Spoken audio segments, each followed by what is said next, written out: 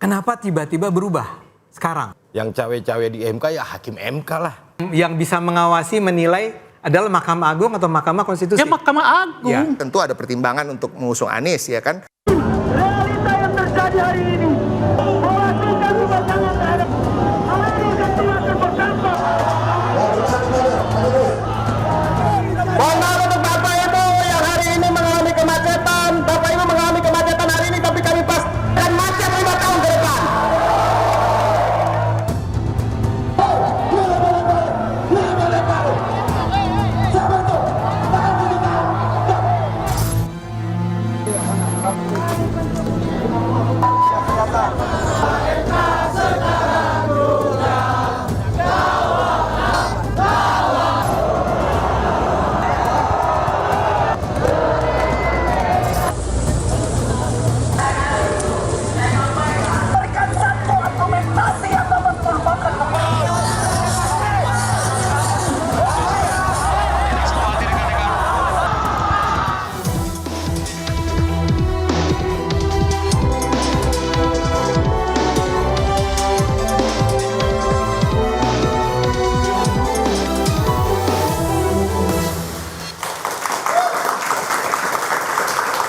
Selamat malam pemirsa, dinamika politik jelang pendaftaran calon kepala daerah semakin membara dan sempat diabaikan Badan Legislasi DPR RI ketok palu Mahkamah Konstitusi soal Undang-Undang Pilkada bak angin segar bagi masyarakat.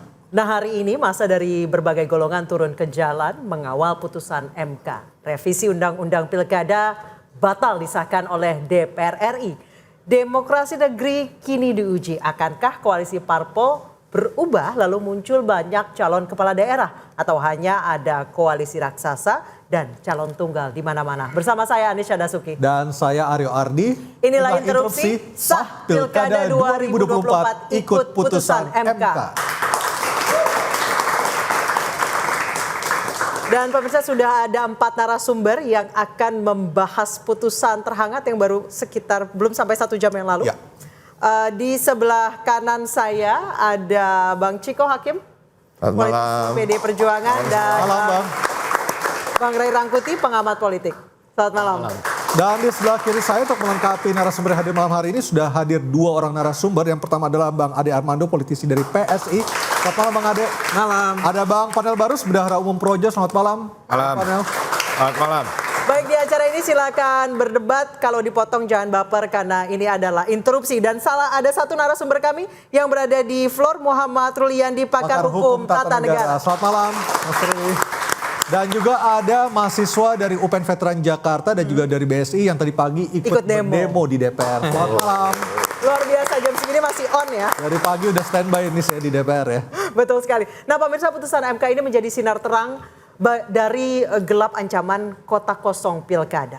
Tapi mengapa hanya selang sehari DPR merevisi Undang-Undang Pilkada dan massa dari berbagai lapisan pun hari ini turun ke jalan menyerukan peringatan darurat di negeri ini, meneriakkan penegakan demokrasi menjadi harga mati bagi kita semua.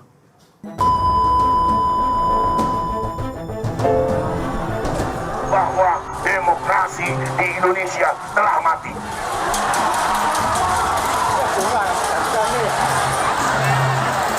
Hari ini saya sudah tidak bisa lagi berhenti diam. Saya merasa ini adalah waktu yang tepat untuk saya keluar dan bersama dengan kawan-kawan semua. Ini juga kita merasa bahwa sudah genting, secara gampang banget deh aturan diakal-akalin, dirubah-rubah, belok-beloknya. Mahkamah Konstitusi itu sudah selesai menjalankan wewenangnya, menguji undang-undang terhadap undang-undang dasar, dalam hal ini undang-undang pilkada. PDI Perjuangan tetap sependapat dengan putusan MK. Itulah dasar acuannya. Nah maka karena ini kita mengalami situasi darurat konstitusi di mana seluruh agenda dipaksakan, ditekan melalui partai politik. Putusan Mahkamah Konstitusi itu putusan yang sudah benar, putusan yang normal, yang seharusnya tinggal dilaksanakan, tidak perlu dibantah atau dianulir. Apa yang dilakukan oleh DPR, kampungan. Karena RUU Pilkada belum disahkan menjadi undang-undang, maka yang berlaku adalah hasil keputusan Mahkamah Konstitusi judicial review yang diajukan oleh Partai Buruh dan Partai Gelora. Jelang pendaftaran Pilkada serentak pada hari Selasa 27 Agustus nanti, rupanya dinamika politik ini berubah tiap detik, tiap menit ya Aryo. Ya, dan tadi beberapa saat yang lalu Pak Dasko sudah mengatakan DPR akan merujuk pada hasil MK, putusan MK beberapa hari lalu. Artinya pemilu 2024 akan merujuk pada hasil putusan MK beberapa hari lalu. Saya mau ke Bang Ray Rangkuti dulu. Beberapa saat setelah Pak Dasko mengumumkan hal itu di DPR, Bang Ray, muncul pertanyaan di grup WA. Pertanyaannya adalah, apakah pernyataan Pak Dasko ini mempunyai kekuatan hukum yang bisa dipertanggungjawabkan, mengingat sebelumnya keputusan DPR untuk merevisi putusan MK itu dilakukan di rapat balik. Saya membaca agak lengkap kronologi pembatalan itu ya. Tapi melalui situs website juga. Nah, jadi disebutkan di situ itu pembatalan itu melalui putusan setelah 2 kali rapat paripurna ditunda. Ya. Karena 2 kali rapat paripurna ditunda tetap tidak quorum, maka diambil keputusan untuk membatalkan rapat paripurna yang diketok palu di dalam sidang itu. Kalau udah ketok palu ya berarti selesai, memang aman gitu. Tapi apakah benar terjadi ketok palu? Demikiankah adanya gitu? Karena ini baru kesaksian yang kita dengar dari Pak Dasko. Artinya wajar ketika masyarakat mempertanyakan hal-hal legalitas seperti itu? Iya, karena kan diawali dengan peristiwa-peristiwa yang sebelumnya. Kan? Ada Omnibus Law yang tiba-tiba disahkan. Sahkan, ya, termasuk yang peristiwa bagaimana Balik dalam 1 hari bisa membuat revisi ya peraturan yang agak melenceng dengan. Padahal undang-undang perampasan aset nggak selesai itu ya dibahas ya. Kenapa? Undang-undang perampasan aset. Undang-undang yang prolegnas malah sampai sekarang belum selesai. Ini hanya 7 jam ya? Ini hanya 7 jam yang sebetulnya juga tidak masuk di dalam prolegnas, hanya dibantalkan kepada undang-undang akumulatif tahun 2023 yang temanya sebetulnya beda. Sebab yang akumulatif itu temanya adalah soal jadwal pelaksanaan pilkada. Apakah dimajukan ke September atau tetap dilaksanakan ke November. Akhirnya kan tetap diputuskan di November, nggak dimajukan. Jadi menurut Bang Ray ini akal-akalan untuk mengcounter. Ya, karena secara prosedur ini jelas nggak tepat. Karena tidak ada dasar, kalaupun mereka menyebut akumulatif 2023, tapi kan temanya beda. Yang akumulatif 2023 itu temanya adalah jadwal, bukan aturan yang berkaitan dengan tahapan pelaksanaan pemilu. Gitu. Baik, saya ke Mas Ruli. Menurut Mas Ruli udah sah belum? Jadi pada saat mengumumkan soal undang-undang pemilu itu dalam forum Balik, sementara tadi Sufmi Dasko mengumumkannya sendiri melalui konferensi pers. Begini, sepanjang itu belum disahkan, ya ini kan masih berproses. Kita tahu sejak bulan November 2023 itu sudah mulai ada kesepakatan RUU Pilkada itu adalah inisiatif DPR. Dibahaslah itu November, Desember, Januari, kemudian masuk ke Agustus. Ya. Tapi kan 2 hari yang lalu, ya Balik sudah melakukan keputusan yang akan ditindaklanjuti dalam paripurna hari ini. Nah, sepanjang itu belum ada keputusan, ya kan? Secara de facto, ya, secara hukum juga, sebetulnya secara mewakili merepresentasi itu, Pak Wakil Ketua DPR juga dianggap bahwa proses ini memang belum selesai. Karena ada statement juga kan yang kita lihat, sepanjang itu belum disahkan dan itu masuk pada tahapan pendaftaran tanggal 27, berarti ya kan hukum mengatakan DPR akan merujuk kepada putusan MK. Iya. Itu perkembangan terakhir. Iya. Ya. Terlepas dari itu apakah diselesaikan paripurna atau enggak, ya itu merupakan ranahnya DPR. Karena mereka terikat dengan peraturan tatib ya nomor 1 tahun 2020. Ada aturan-aturan yang harus diselesaikan. Nah, jadi menurut saya ya secara hukum memang hari ini kalau tidak ada tindak lanjut rapat-rapat pengambilan keputusan, ya berarti selesai sampai di sini. Itu dari proses yang berjalan di DPR. Saya kira itu. Bang Ciko, ada kekhawatiran nanti tiba-tiba disahkan lagi saat tidak ada masa mengepung Senayan? Saya rasa masyarakat juga udah belajar ya dari hal-hal itu ya. Tapi gini loh, saya nggak mau juga mengerdilkan terkait dengan putusan MK 60 dan 70 ini selalu orang mengatakan mengaitkannya dengan PDI Perjuangan, mengaitkannya dengan Pilkada DKI Jakarta. Enggak, ini buat semua partai kok. Yang gugat itu Partai Gelora dan Partai Garuda dan 2 mahasiswa dari Universitas Partai Indonesia. Buruh. Partai Buruh juga. Nah, intinya ini artinya semua partai sedang bersukaria sebenarnya. Mungkin ada yang secara terang-terangan, ada yang dalam hati karena nggak enak sama patronnya ya. Tetapi ini justru akan kembalikan demokrasi kita ke jalur yang sehat. Demokrasi itu hakikatnya apa sih? Demokrasi itu kan tentang keberagaman pilihan. Nah, sementara akhir-akhir ini ada keberagaman pilihan dikebiri oleh beberapa kelompok sehingga untuk memajukan satu calon dan kemudian maju untuk melawan kota kosong misalnya atau maju melawan calon yang disebut calon boneka. Itu. Kita ngomong apa adanya. Ini yang terjadi sekarang. Nah, yang disayangkan adalah satu hal terkait dengan kota kosong. Ya, saya ingin menjelaskan dulu supaya masyarakat tahu. Kota kosong itu memang ada dalam undang-undang kita dan diperbolehkan. Tetapi yang paling baik adalah kota kosong ketika itu terjadi secara alamiah. Di berbagai daerah, PDI Perjuangan juga ada potensi untuk melawan kota kosong. Seperti di Jawa Tengah, di Bangka Belitung. Kita jujur aja. Tetapi apa? Karena calon-calon kita di sana memang surveinya itu 80%. Hampir udah tidak bisa dikalahkan, tidak ada tokoh yang berani maju, tidak ada partai politik yang mau mengusung calon, dan partai politik itu tanpa diminta berbondong-bondong mengatakan udah kita dukung Anda saja. Nah ini yang sebenarnya kenapa kota kosong diperbolehkan, karena takut nanti kalau nggak ada calon lagi seperti ini akan tidak terjadi pemilu. Nah tetapi di berbagai daerah, kalau kita bicara DKI Jakarta misalnya, Pak Ridwan Kamil ini kan di urutan ketiga di survei, dan urutan ketiganya jauh terpaut. Jauh dari urutan keduanya. Single digit ya? Iya, single digit di 8%. Nah Pak Ahok 20, Pak Anies 30-an. Nah artinya apa? Artinya kalau kita bicara soal survei itu potret keinginan dan harapan masyarakat. Survei itu bisa juga diartikan if the election is held today, itu yang akan dipilih.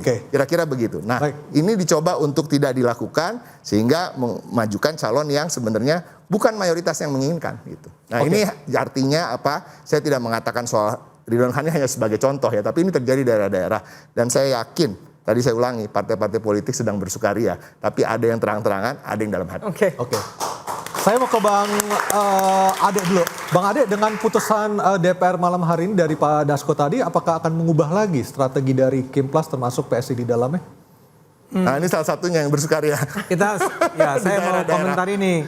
Bahwa kita sedang bersukaria, saya betul. Jadi bersukaria dalam konteks apa kalau dari gini, PSI? Selama ini kan kami memang terus-menerus mendorong agar sudahlah dipermudahlah orang untuk maju baik dalam pemilihan presiden, pemilihan gubernur, pemilihan wali kota kan.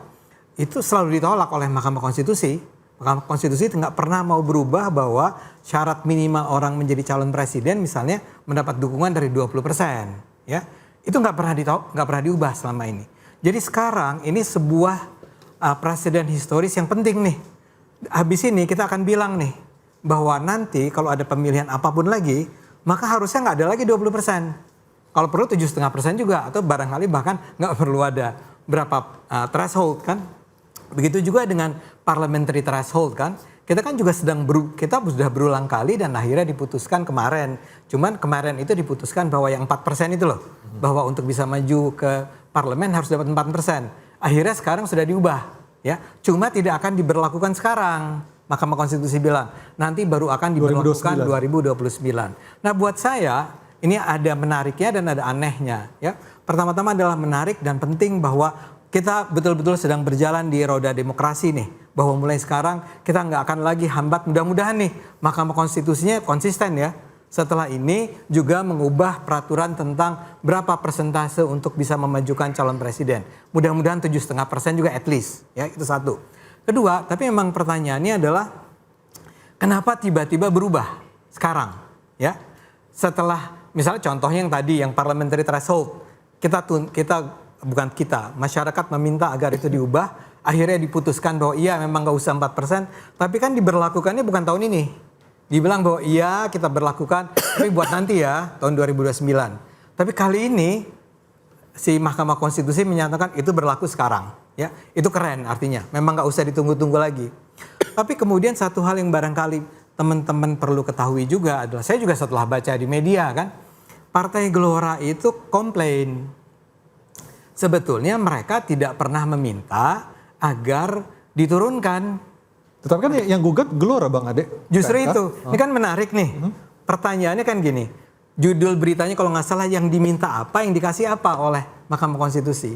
Yang diminta oleh Partai Gelora itu adalah partai-partai yang nggak masuk ke parlemen, jadi yang nggak masuk ke DPRD, berhak juga dong mengajukan calon pakai suara dia yang sebetulnya memang nggak cukup buat masuk ke DPR itu bisa dipakai untuk mendukung calon tertentu. Yang dia minta itu loh, diminta oleh Gelora. Keputusan MK tiba-tiba mengatakan bahwa minimal batas untuk mengajukan calon gubernur diturunkan dari 20% ke 7,5%. Buat saya ada sesuatu yang menarik. Orang menyebutnya kalau nggak salah ultra petita apa ya. Jadi ya yang diminta apa dikasih apa, tapi itu memang haknya si MK. Ya. Tapi kan pertanyaannya adalah, kan yang diminta bukan soal partai yang bisa mengajukan nama untuk jadi calon gubernur, tapi soal hak partai-partai yang nggak diterima masuk DPR untuk mengajukan calonnya kan. Menurut Anda apa yang buat itu jadi aneh?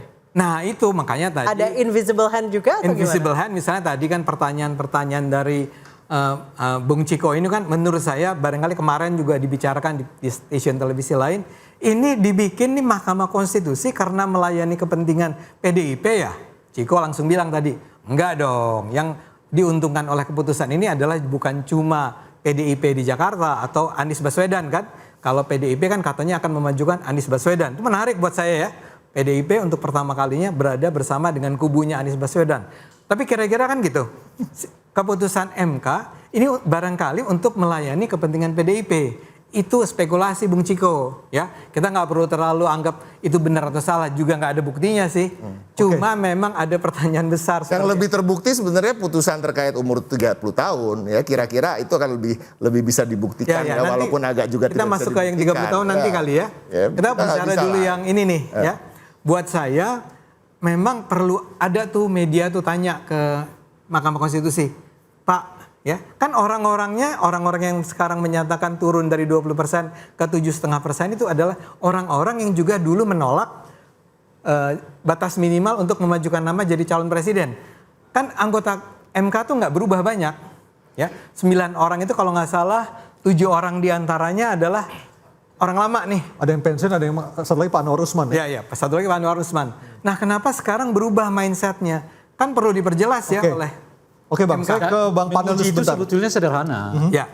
Tolong diadukan saja ke MK Hakim Konstitusinya. Enggak, saya tidak ingin. Itu maksud saya, supaya tidak menjadi spekulasi yang tidak sehat. Ya, betul. Dulu kan kita selalu menganggap begitu juga kan. Ya. Lalu diadukan ke MK. MK membuktikan memang ada peristiwa itu, sehingga Paman Usman kemudian dicegah untuk terlibat dalam pembahasan yang berhubungan dengan pemilu ataupun pilkada kan, dan diturunkan jabatannya dari ketua menjadi anggota biasa. Kalau menurut Anda kira-kira kenapa ya dari 20 turun ke 7,5? Loh, justru karena itu saya mau mendukung Anda kalau maju untuk MK. Gitu loh kira-kira. Saya ke Bang artinya kita sama-sama nggak tahu nih di sini. Iya. Saya ke Bang Panelis sebentar. Yang nggak tahu ya tentu tidak didiskusikan kan. Oh, belum tentu. Yang nggak tahu, kecuali Anda punya pengetahuan tentang itu, bisa kita diskusikan. Ya, saya ingin katakan bahwa ini menimbulkan pertanyaan. Nah, supaya pertanyaan itu terjawab, bawa lihat ke MK. Kan selesai sesederhana itu kan? Betul, saya nggak bantah kan? Dan tapi kalau kita semua nggak tahu, langsung apa yang mau kita diskusikan?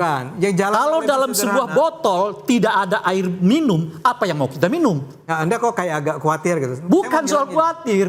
Yang saya mau katakan itu supaya nggak kemana-mana. Ya. Jelas loh, kita dulu menduga ada setangan yang kuat masuk ke MK. Tapi kan kita nggak punya bukti-bukti, kecuali pemberitaan salah satu media kan. Lalu kita ke MK membuktikan ya ada. Ya gini maksud selesai, gitu maksud saya. Jadi nggak ada spekulasi yang kemana-mana. Nih, birokrasinya panjang. Saya ingin mengatakan, ini wartawan nih, ya kan ada hakim MK tuh kecil jalan. Pak, kenapa turun dari 20 ke 7,5 ya? Kan nggak ada penjelasannya sekarang ini. Nah itu barangkali itu sebetulnya bisa dibaca di dalam risalah putusan MK itu. Ya, Anda udah baca? Ada argumen-argumen yang mereka bangun kenapa sampai ke arah situ. Ya, Anda udah Salah satu argumennya adalah mereka mengatakan dalam pemilu itu mestinya harus ada kesetaraan. Ya. Jadi kalau ada calon non partai 7, sekian berdasarkan hitungan jumlah penduduk, mengapa partai-partai yang ada di parlemen dan tidak di parlemen itu tidak dihitung sama? Ya kenapa di presiden enggak ya? Kenapa? Ya itulah makanya tanya kepada MK-MK. Aduh, Bung Ade, itu loh maksud saya. Bang Panel, apa yang terjadi dalam 2 hari terakhir tanggal 20 dan 21 adalah sesuatu yang kontradiktif. Ada yang menyebut ini ada yang cawe-cawe katanya. Bang Panel setuju atau tidak? Yang kita akan bahas. memungkinkan cawe-cawe Kita akan bahas, Bang Ray, itu adalah kekuasaan. Nggak mungkin ada yang cawe-cawe separakan.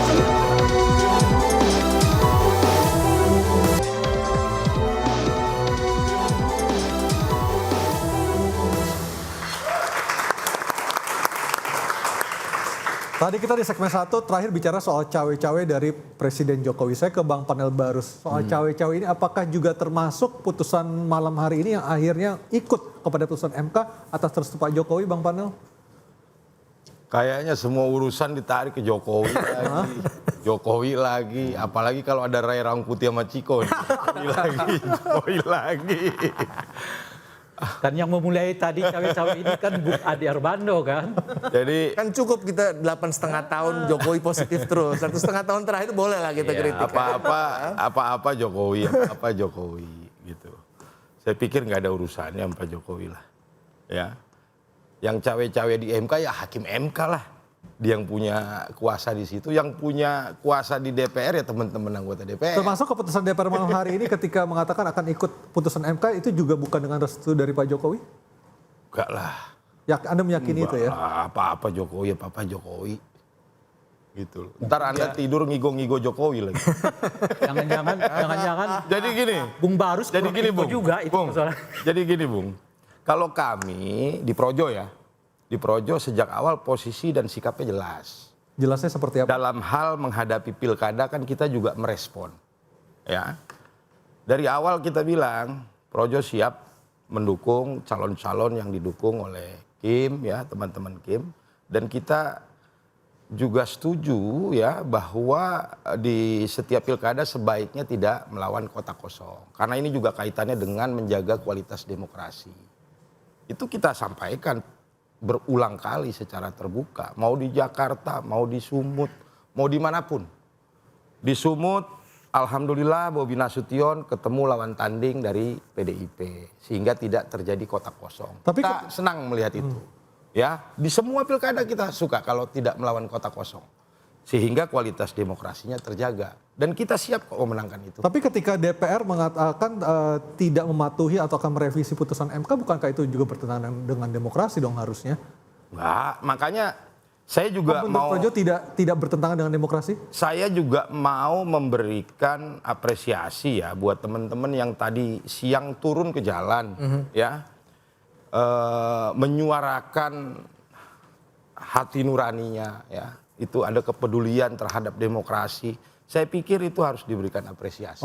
Dan DPR terbukti ya tidak menutup telinganya. Ya, tapi kalau tidak di demo malah, kalau tidak di demo hari ini saya rasa tidak akan ada keputusan kecil dari Bang Dasko di Bang Ciko. Saya sepakat. Itu akan kejadian di Ketok. Tapi yang kembali lagi, tetap kita harus apresiasi. Artinya tetap tidak menutup kuping, tidak menulikan telinga, ya. Tapi kan ini juga harus diingat. Itu juga sebagai wake up call ya bagi teman-teman di DPR, termasuk bagi partai kami, teman-teman di DPR partai kami, bahwa pemilu 5 tahun sekali itu bukan semacam cek kosong diberikan oleh masyarakat ketika mereka memilih di TPS. Artinya apa? Artinya di tengah-tengah itu mereka pun harus terus diingatkan dan harus bisa diingatkan, harus mau diingatkan. Kalau tidak mau diingatkan akan terjadi hal seperti ini. Dan saya rasa apa yang terjadi di demo hari ini sangat tertib, ya, terlepas dengan apa-apa yang terjadi. Dan itu dinamika lah, biasalah demonstrasi, ada bakar-bakar, ada lempar-lempar, itu hal yang biasa dan terjadi di seluruh belahan dunia.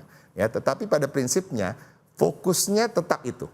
Fokus dari apa yang dituntut adalah tetap tentang keputusan MK, ya kan, tidak melebar kemana-mana. Dan saya rasa ini patut diapresiasi masyarakat, mahasiswa, kelompok masyarakat sipil, dosen, dan alhamdulillah saya yang kebetulan hari ini full tidak bisa turun ke jalan, diwakili oleh anak-anak saya juga yang turun ke jalan. Nah itu Bung yang tadi saya bilang, ini kemenangan kecil dari gerakan demokrasi, ya.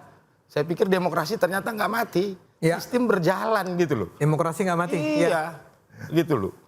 Oke, Ini fakta yang terjadi gitu loh. Oke, ini out of context sebenarnya, Bang Ciko. Jangan-jangan tadi nggak quorum karena dari fraksi PDI Perjuangan nggak ada yang datang. Bisa jadi, bisa jadi. Enggak. Ini, every single one of us is doing our part. Itu aja. Ya, Enggak, itu bahwa agak ini karena fraksi PDI itu kan berapa kursi? Kalaupun mereka nggak hadir. tidak akan bisa Sebetulnya setengah dari anggota 8 fraksi itu aja quorum itu. Ya. Kalau hadir. Kenyataannya setengah dari anggota fraksi dari 8 itu aja juga nggak hadir. Bahkan anggota PDI, tadi kan 89. Kita kurangi deh dari PDI karena ada PDI yang hadir di tempat itu juga. Sekitar 19 orang. Kan 70 orang tuh fraksinya dari 8 fraksi itu. Oh tuh cuma 70 orang padahal 8 partai. Artinya yang hadir dari, kalau kita buat kalkulasinya, artinya kan per partai cuma bisa ngirim 9 orang pada hari itu datang ke DPR. Pertanyaannya, ada apa?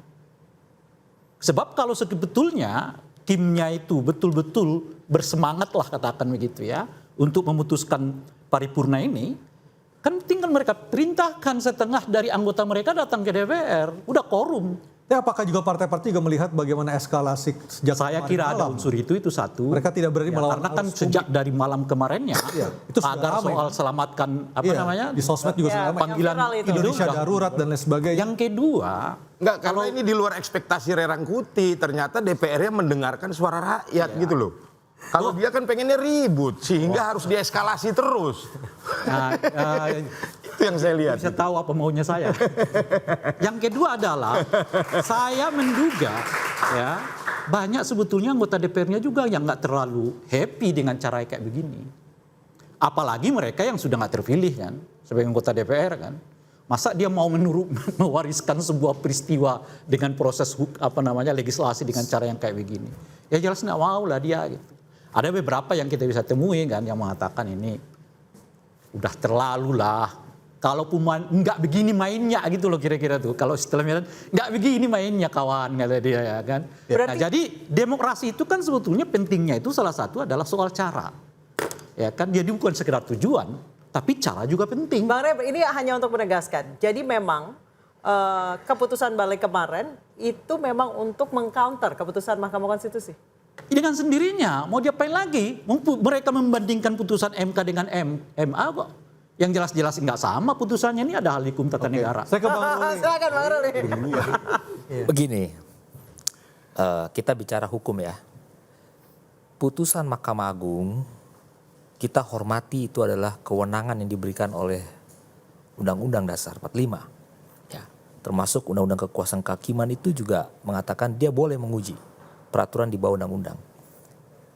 Yang dijadikan objek itu adalah memang peraturan KPU. Tapi batu ujinya adalah Undang-Undang Pilkada. Pasal 7 ayat 2 huruf E. Clear, Mahkamah Agung sudah menemukan penemuan hukum yang baru. Bahwa sebetulnya batas usia itu harus dipenuhi ketika pada saat sejak pelantikan. Di situ ada kekosongan hukum. Ini persoalan serius ini. Bahwa undang-undang pilkada itu tidak ada merepresentasikan sejak kapan. Itu memori van Tolchtingnya tidak ada menyebut itu.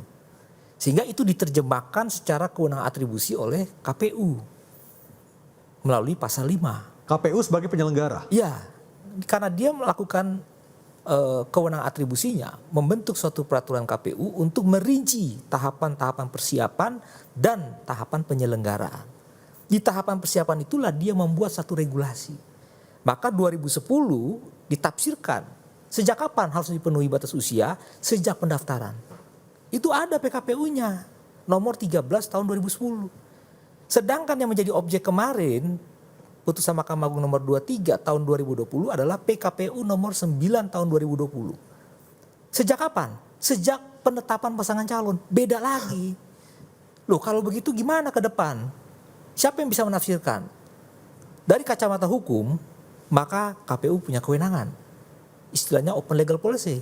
Tidak ada yang keberatan. Tapi kalau itu dilakukan tidak ada kepastian hukum, ya tidak ada batasan sejak kapan kepastian hukumnya, sehingga itu bisa merugikan pihak-pihak yang berkepentingan, maka Mahkamah Agung menarik itu. menjadi persoalan konstitusionalitas norma. Itu ada dalam pertimbangan Mahkamah Agung. Mahkamah Agung itu menilai sampai dengan adanya konstitusionalitas norma. Nah, ketika itu sudah diputuskan oleh Mahkamah Agung, kemudian diadopsi melalui peraturan KPU nomor 8 tahun 2020, kenapa MK tidak mereview putusan terdahulu yang objeknya sama-sama pernah dinilai oleh... Oke, saya ke Bang Ray dulu. Bang Ray, apakah benar pendapat itu MK tidak mereview objek yang disampaikan atau diatur oleh MA seperti Bang Ruli sampaikan? Ya, saya bukan ahli hukum tata negara kan, ya ahli hukum tata negara beliau.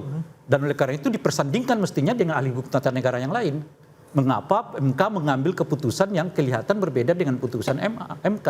Saya hanya mau mengatakan kalau di aspek pengambilan keputusan, tadi sudah dijelaskan oleh ahli hukum tata negara kita. Yang diuji ke MA itu adalah PKPU. Ya. PKPU itu levelnya di bawah undang-undang. Ya. Yang diuji ke MK itu adalah undang-undang. Undang-undang ini bantal ujinya adalah konstitusi. Sementara PKPU ini bantal ujinya adalah undang-undang.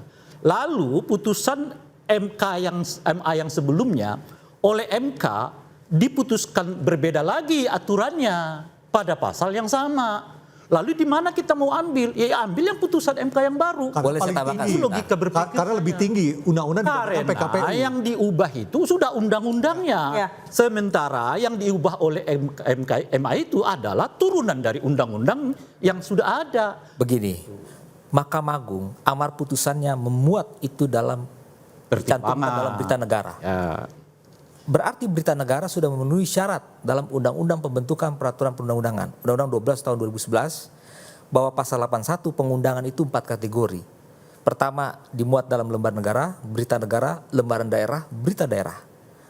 Putusan Mahkamah Konstitusi nomor 70 tentang batas usia itu hanya dimuat dalam pertimbangan.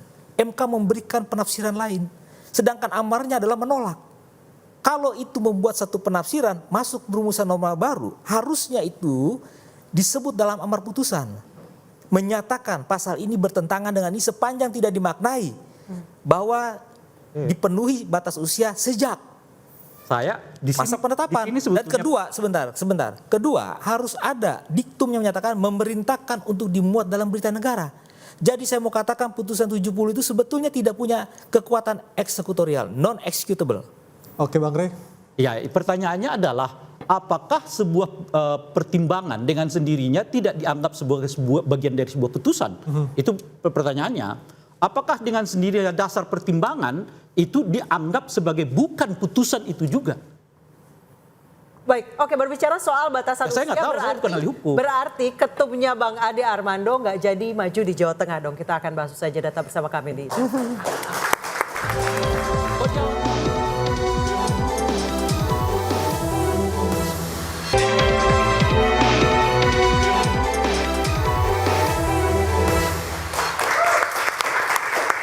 Terima kasih masih bersama kami di Interupsi. Saya mau ke Bang Ade Armando dulu. Bang Ade, apakah sudah ada komentar dari Kaisang Pangarep, ketua umum Anda dengan putusan hari ini? Belum, besok. Baru besok. Baru besok. Berarti tadi rencananya mau maju? Siapa?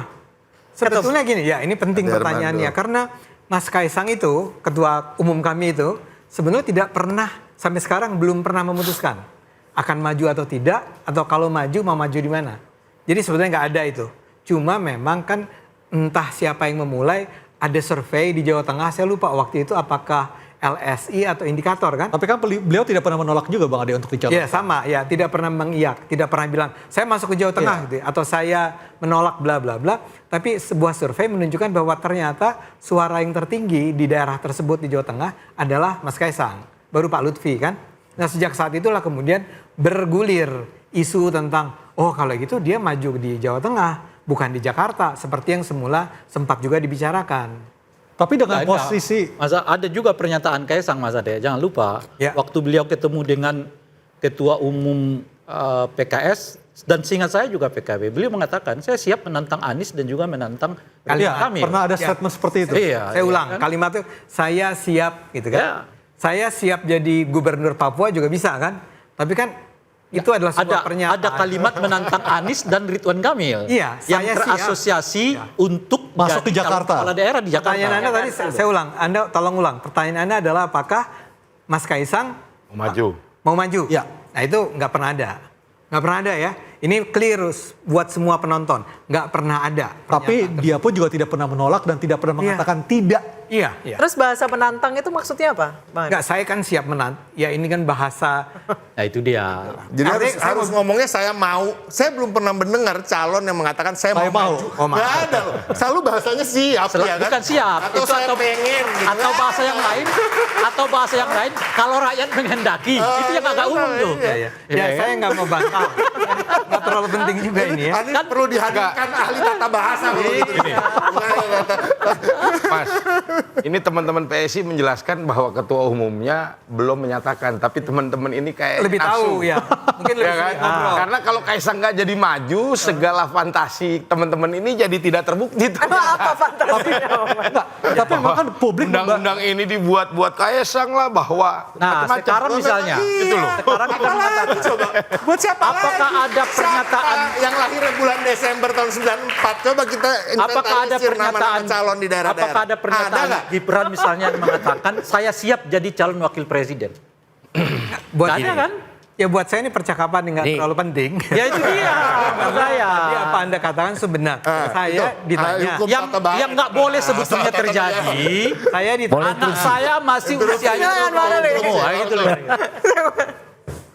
Kenapa sejak pelantikan ini tidak bicara kepentingan siapapun ya.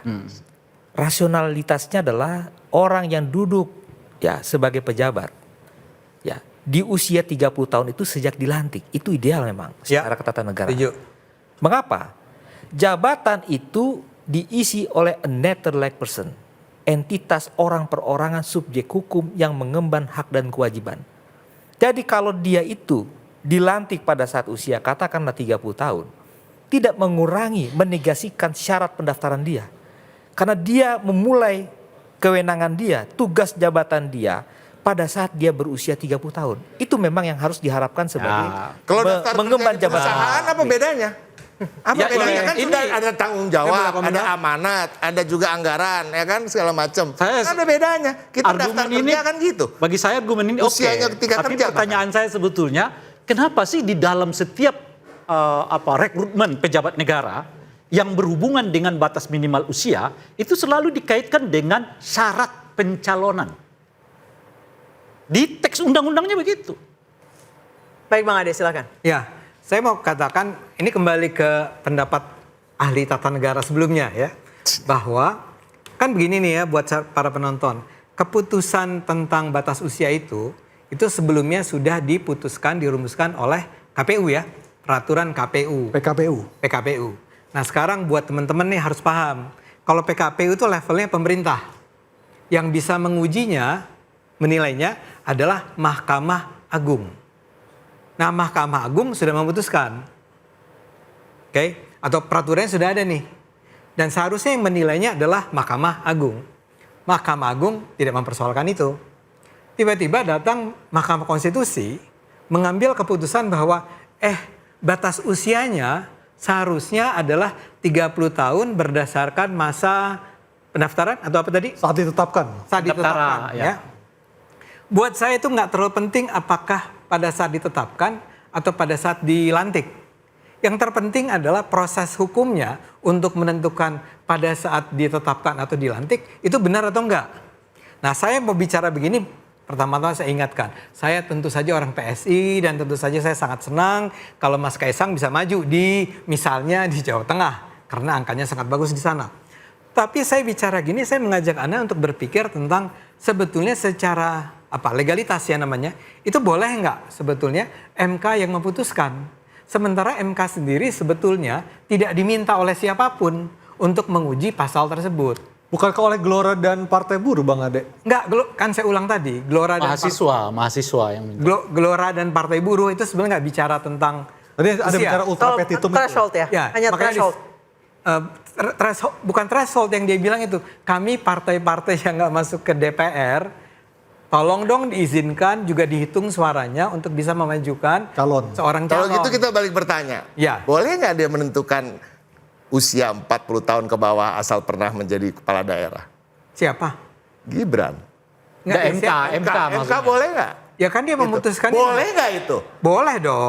Karena karena dia memutuskan ini juga boleh dong. Apa bedanya? Undang-undang sama peraturan tuh dua level yang berbeda. Nggak bisa begitu. Ini ya, undang-undang diujinya. Mas Ade, agak keliru Mas Ade memahaminya. Gini memahaminya. PKPU yang dahulu sebelum diuji ke MA itu sudah menetapkan bahwa syarat pencalonan itu minimal dihitung sejak dari ia mendaftar. Ya. Inilah yang diuji ke Mahkamah Agung. Kemudian Mahkamah Agung dicabut, dibatalkan. Lalu Mahkamah Agung membuat sendiri peraturan baru dengan mengatakan tidak di pendaftaran tapi di waktu dilantik. Stop di situ. Datang 2 mahasiswa menguji kembali aturan yang dimaksud. Lalu Mahkamah Konstitusi melalui putusan 70 itu mengatakan meskipun melalui pertimbangannya memang sebaiknya tetap dihitung melalui pendaftaran. Kenapa? Salah satunya kan yang disebut di dalam undang-undang itu adalah syarat pendaftaran. Oke, saya potong dulu. Bukan syarat pejabat negara. Itu 2 hal yang berbeda. Ya. Gitu kira-kira. PKPU siapa yang ngatur?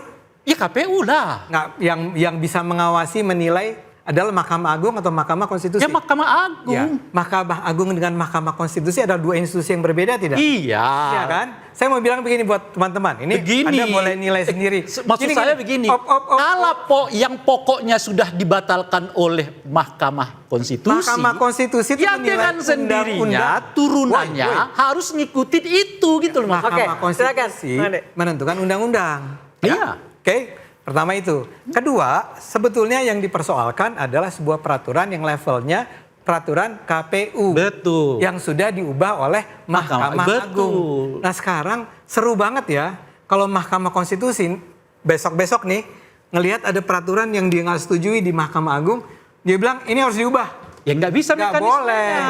Harus ada yang mengujinya.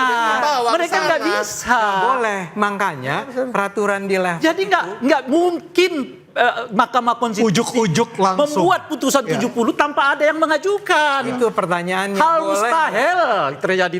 Woi. Bro. Nah ini Mahkamah Agung. Kan gini loh, Bung Ade. Sorry. Stop dulu. Hal mustahil. Kesempatan ke Pak Ruli usai jeda tetap bersama kami di Interupsi. Menjelaskan, semakin meyakinkan teman-teman mahasiswa.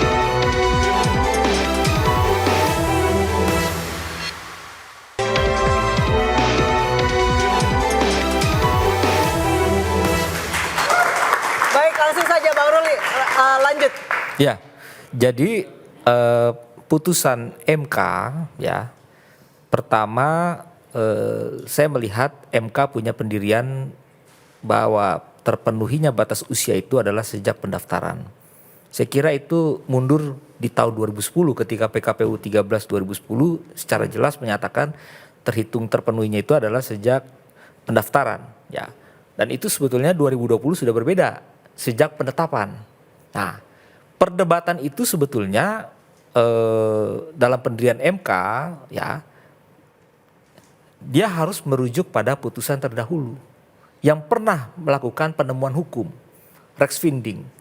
Kenapa? Karena tidak ada literatur yang menegaskan risalah-risalah bahwa sejak kapan itu ada dalam pembentukan pasal 7 ayat 2 huruf E. Sedangkan Mahkamah Agung sudah melakukan penemuan hukum. Ini harus kita hormati juga sebagai putusan hukum yang telah berkekuatan hukum tetap. Ya kan? Sudah dimuat dalam berita negara. Tapi di sini ada kesan ancaman di dalam halaman 50 putusan MK nomor 70 itu, kalau itu ya kira-kira gitu tidak dilaksanakan pertimbangan MK oleh penyelenggara yang itu dilaksanakan untuk pencalonan yang tidak memenuhi syarat tersebut, maka itu berpotensi mahkamah akan menyatakan tidak sah. Oke, Bang Ciko, silakan menanggapi. Ini menarik ini, karena amar putusannya nggak ada, amar putusannya tidak ada memerintahkan ada norma baru sejak pendaftaran, tapi ada ancaman di dalam pertimbangan yang kita pakai orang hukum adalah amar putusan. Oke, silakan Bang Ciko. Jadi pertanyaannya sekarang kita sedang membahas problematika dari pengambilan keputusan ini, atau kita sedang membahas bahwa putusan MK ini berlaku atau tidak. Itu aja. Bagi kami di PD Perjuangan itu, dan bagi masyarakat umum ya, saya rasa juga itu yang ingin mereka tahu. Ya, putusan MK ini sekarang ini berlaku nggak? Itu aja. Dan habis yang diputuskan oleh DPR. Ini pertanyaan kepada ahli hukum tata negara. Apakah putusan MK itu berlaku? Saya berpendapat putusan MK hari ini Pak yang nomor 70 tidak berlaku, tidak mempunyai kekuatan hukum karena tidak ada amar putusannya memerintahkan dalam berita negara. Tidak ada penambahan frase tadi berlaku atau terpenuhi sejak pendaftaran itu dalam amar putusan. Saya meyakini ya dalam sistematika putusan itu harusnya amar putusan yang dieksekusi, yang mengikat kepada seluruh warga negara masyarakat. Sekarang kalau KPU tidak melaksanakan putusan itu, ya itu terserah. Saya berpendirian secara hukum ya. Kita bicara secara hukum. Pasal 81. Secara hukum ini kan hukum ini loh. Sebentar. Pengertian hukum adalah gini. Ada sanksi, ya kan kalau ada hukum berarti ada sanksi dong. Begini, rujukannya gini. Amar putusan kenapa itu bisa mengikat kepada seluruh warga masyarakat? Karena dia kalau dikabulkan, dia menambah satu norma baru, alternatif berarti ya. Sejak kapan? Yaitu sejak pendaftaran. Maka amar berikutnya itu memerintahkan untuk dimuat dalam berita negara. Ini nggak ada? Ini nggak ada. Itu pasal 81 Undang-Undang nomor 12 tahun 2011 pengundangan. Cuman ada 4 kategori.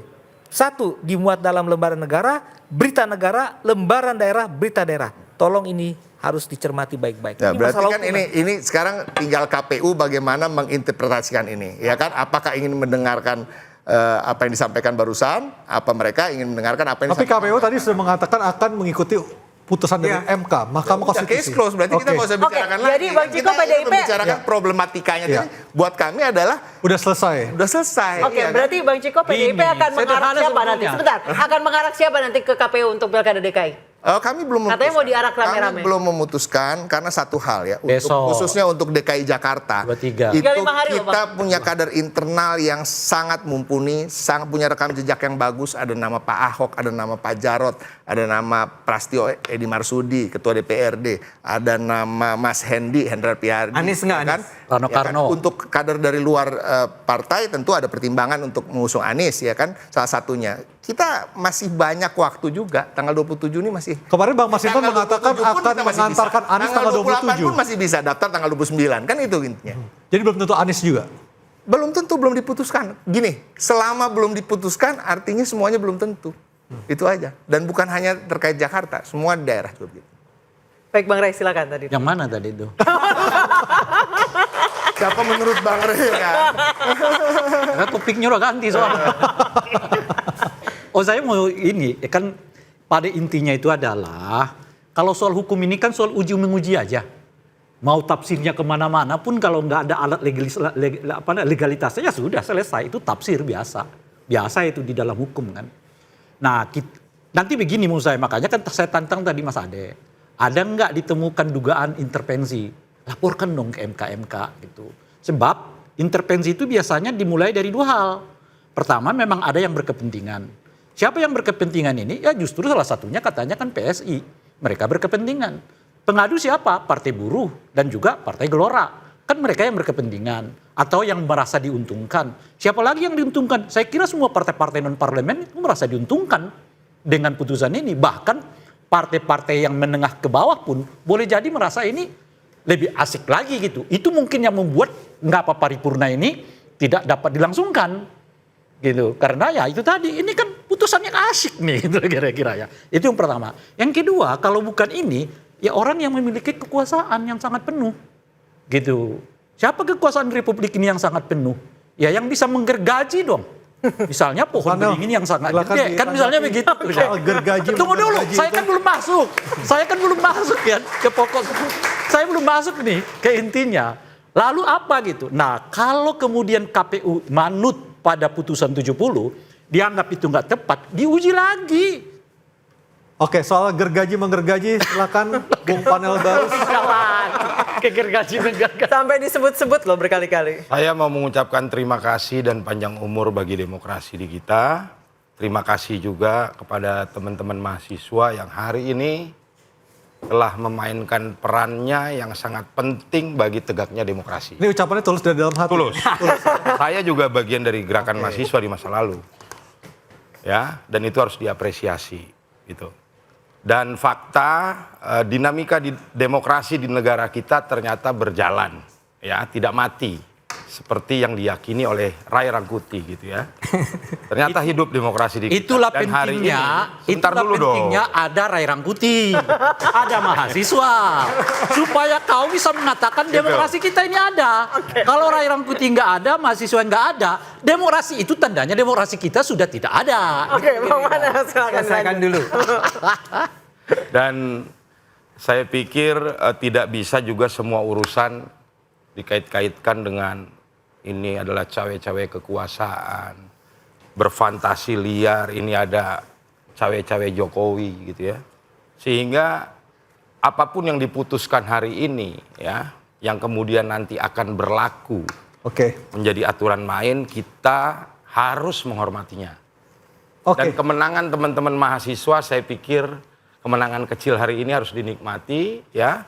Dan Projo akan tunduk patuh pada semua keputusan itu. Kita siap memenangkan ya, menyongsong pilkada serentak yang menjadi bagian dari pesta demokrasi, dan Projo akan siap memenangkan calon-calon yang didukung. Saya pikir teman-teman mahasiswa pun sudah bersiap Saya sih memenangkan sebetulnya calon-calon berharap, yang teman-teman karena dukung. Projo itu udah besar sekali, mereka coba dong salah satu kader mereka maju sebagai calon independen gitu. Oke, Udah. Apakah ada calon-calon yang lain yang akan diambil oleh PSI? Waktu Mana? kita Ada. lagi. Silakan, satu menit lagi. Ada. Ya di mana?